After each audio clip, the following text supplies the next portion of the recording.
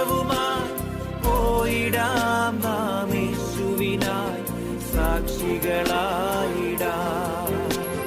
പോയിടാം നാം.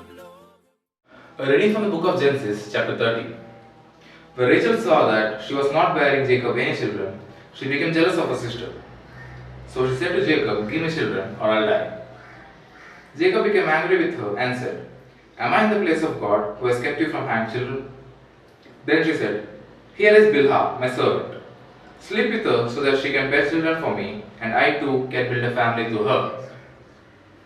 So she gave him a servant Bilhah as a wife. Jacob slept with her, and she became pregnant and bore him a son. Then Rachel said, "God has vindicated me. He has listened to my plea and gave me a son." Because of this, she named him Dan. Rachel's servant Bilhah convinced again and bore Jacob a second son. Then Rachel said, "I have had a great struggle with my sister, and I have won." So she named him Naphtali. When Leah saw that she had stopped having children, she took her servant Zilpah and gave her to Jacob as a wife. Leah's servant Zilpah bore Jacob a son. Then Leah said, "What good fortune!" So she named him Gad. Leah's servant Zilpah bore Jacob a second son. Then Leah said, "How happy I am! The woman will call me happy." So she named him Asher. During wheat harvest, Reuben went out into the fields and found some mandrake plants, which he brought to his mother Leah. Rachel said to Leah, "Please give me some of your son's mandrakes." But she said to her, "Wasn't it enough that you took away my husband? Will you take my son's mandrakes too?" "Very well," Rachel said. "He can sleep with you tonight in return for your son's mandrakes." So when Jacob came in from the fields that evening, Leah went out to meet him. "You must live with me," she said. "I have hired you with my son's mandrakes." So she slept with her that night. God listened to Leah, and she became pregnant and bore Jacob a fifth son. Then Leah said, "God has rewarded me for giving my servant to my husband." So she named him Issachar. Leah convinced again and bore Jacob a sixth son. Then Leah said, "God has presented me with a precious gift. This time my husband will treat me with honor, because I have borne him 6 sons." So she named him Zebulun. Sometime later, she gave birth to a daughter and named her Dinah. Then God remembered Rachel. He listened to her and enabled her to convince. She became pregnant and gave birth to a son and said, "God has taken away my disgrace." She named him Joseph and said, "May the Lord add to me another son." After Rachel giving birth to Joseph, Jacob said to Laban, "Send me on my way so I can go back to my own homeland. Give me my wives and children for whom I have served you, and I will be on my way.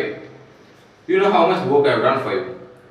But Laban said to him, "If I have found favor in your eyes, please stay. I have learned by divination that the Lord has blessed me because of you." He added, "Name your wages and I will pay them."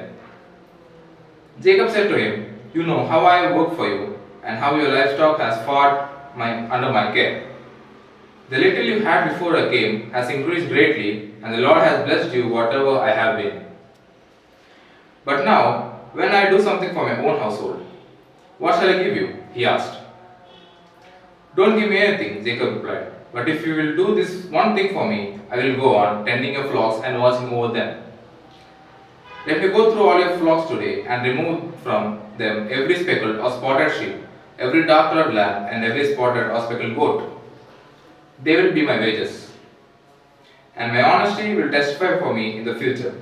Whenever you check on the wages you have paid me, any goat in my possession that is not speckled or spotted, or any lamb that is not dark-colored will be considered stolen." "Agreed," said Laban. "Let it be as you have said." That same day he removed all the male goats that were streaked or spotted, and all the speckled or spotted female goats, and all dark-colored lambs, and he placed them in care of his sons.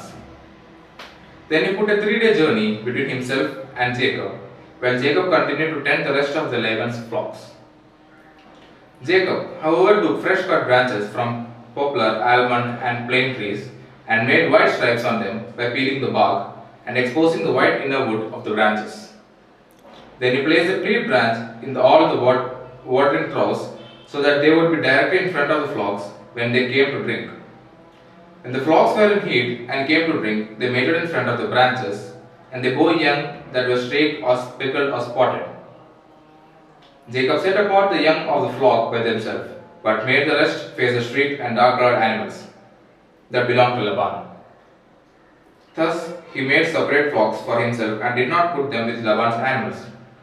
Whenever the stronger females were in heat, Jacob would place the branches in the troughs in the front of the animals so they would mate near the branches.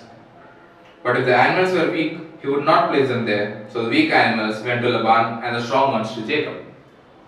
In this way, the man grew exceedingly prosperous and came to their own large flocks and female and male servants and camels and donkeys. പോയിടാം നാം ലോകം